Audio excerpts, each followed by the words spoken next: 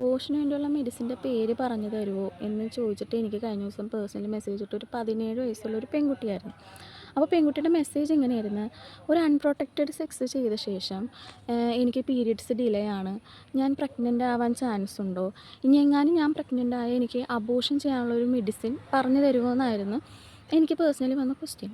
എനിക്ക് ചോദിക്കാനുള്ളത് എന്താണെന്ന് വെച്ച് കഴിഞ്ഞാൽ, നിങ്ങൾ ടീനേജേഴ്സിനോട് ഇത്ര സിമ്പിളായിട്ടാണ് നിങ്ങൾ ഈ കാര്യങ്ങൾ കണ്ടേക്കുന്നത്? അത് ഒരു അബോർഷൻ ചെയ്യാൻ ഒരു മെഡിസിൻ കഴിച്ചാൽ എല്ലാം ഓക്കെ ആകും എന്നാണ് നിങ്ങൾ കണ്ടേക്കണമെങ്കിൽ അങ്ങനെയല്ല കേട്ടോ കാര്യങ്ങൾ.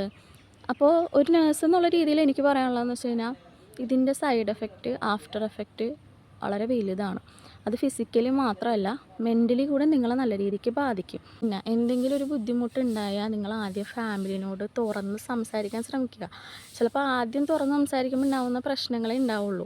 പക്ഷേ ഇത് അത്ര പീക്ക് ലെവലിൽ നിങ്ങൾക്ക് കൊണ്ടുപോയിട്ട് നിങ്ങൾക്ക് ഉണ്ടാവുന്ന പ്രശ്നങ്ങളും ഫാമിലിക്ക് ഒട്ടും ഹാൻഡിൽ ചെയ്യാൻ പറ്റാത്ത രീതിയിലുള്ള പ്രശ്നങ്ങളാക്കി എടുക്കരുത്.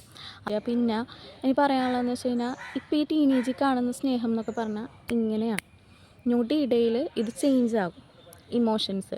അപ്പോൾ ഇത് ഇത്ര വലിയ കാര്യമായിട്ട് കാണാണ്ട് നിങ്ങൾ ഈ ടീനേജ് പ്രായത്തിൽ നിങ്ങൾ എക്സ്പ്ലോർ ചെയ്യാൻ ആഗ്രഹിക്കേണ്ട കാര്യങ്ങൾ എന്താണെന്ന് വെച്ചാൽ, നിങ്ങൾ പേഴ്സണാലിറ്റി ഡെവലപ്പ് ചെയ്യാൻ ആഗ്രഹിക്കുക.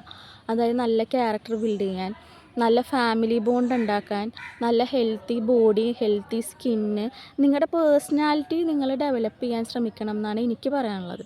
അതുപോലെ തന്നെ കരിയർ ബിൽഡ് ചെയ്യാൻ ഒക്കെ നിങ്ങൾ അതിന് കൂടുതൽ ഇമ്പോർട്ടൻസ് കൊടുത്ത് നോക്കിക്കേ, അടിപൊളിയായിരിക്കും.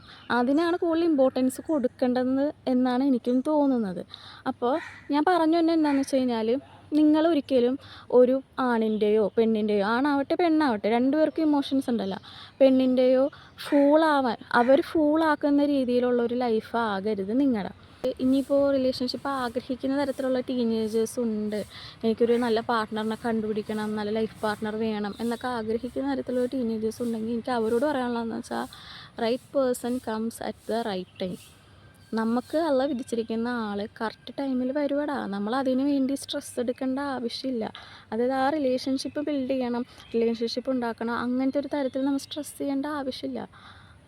ഇതിനു വേണ്ടി റിലേഷൻഷിപ്പിന് വേണ്ടി കൂടുതലും ഫോക്കസ് ചെയ്യാതിരിക്കുക. ചെയ്തവരുണ്ടെങ്കിൽ നിങ്ങൾ ലിമിറ്റേഷൻസ് കീപ്പ് ചെയ്യുക. ഇനിയുള്ളവർ ഇനി എന്തെങ്കിലും തരത്തിൽ പെട്ടുപോയിട്ടുള്ളവരുണ്ടെങ്കിൽ ഫാമിലിയായിട്ട് നല്ല രീതിക്ക് കമ്മ്യൂണിക്കേറ്റ് ചെയ്ത് ശരിയാക്കണം എന്നാണ് എനിക്ക് പറയാനുള്ളത്. അപ്പോൾ അത്രേ ഉള്ളൂ ഗൈസ്.